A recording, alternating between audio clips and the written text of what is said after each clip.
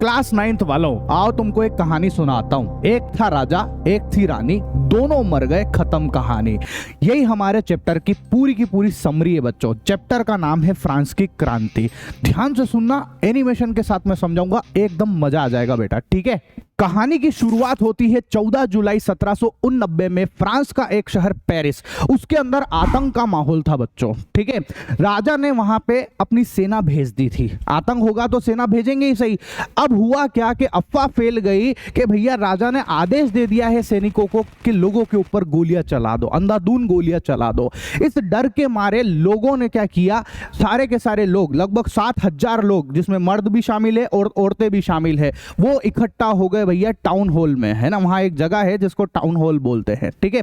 वहां पर उन्होंने एक सेना का निर्माण किया जिसको जन सेना के नाम से जाना जाता है वो, ठीक है। अब हुआ क्या, ये लोग सोच रहे थे कि भैया ये सेना हमारे पे अटैक करे, राजा हमारे साथ अत्याचार करे, इससे पहले हम लोग जो है राजा की ही बैंड बजा दे।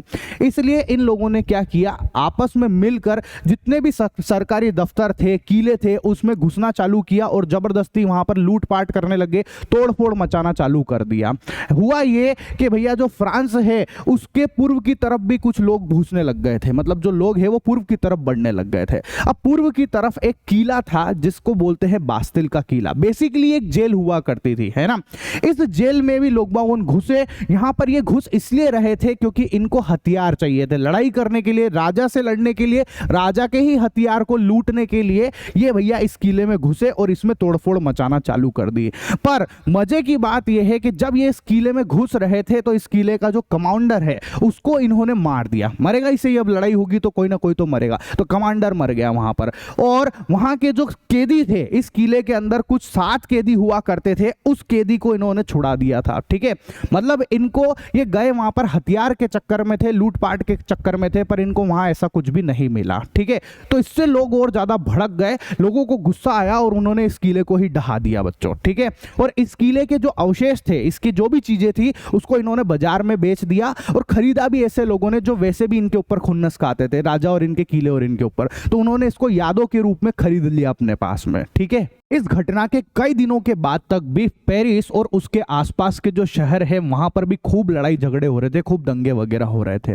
अब इन सब दंगों की वजह से जो है वहां पर अनाज की जो कीमत है वो बढ़ने लग गई थी। बेसिकली वहां का जो मेन फूड है, जो हर कोई अफोर्ड कर सकता है, जिसको पाव रोटी बोलते हैं, उसकी भी कीमत बढ़ने लग गई थी। अब सोचो, जो चीज खाने पीने की उसकी कीमत बढ़ने लग जाएगी तो लोग गुस्सा जाएंगे, और गुस्से के मारे जो है लोगों को इतना गुस्सा आया कि उन्होंने जो है राजा को फांसी पे चढ़ा दिया।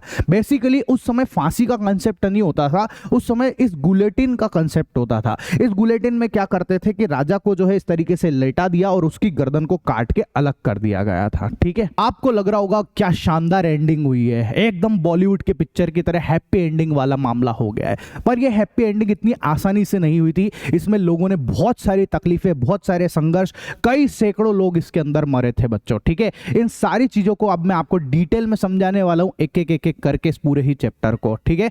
चैनल पसंद आ रहा हो, मेरा पढ़ाने का तरीका पसंद आ रहा हो तो चैनल को सब्सक्राइब कर देना बच्चों, ठीक है।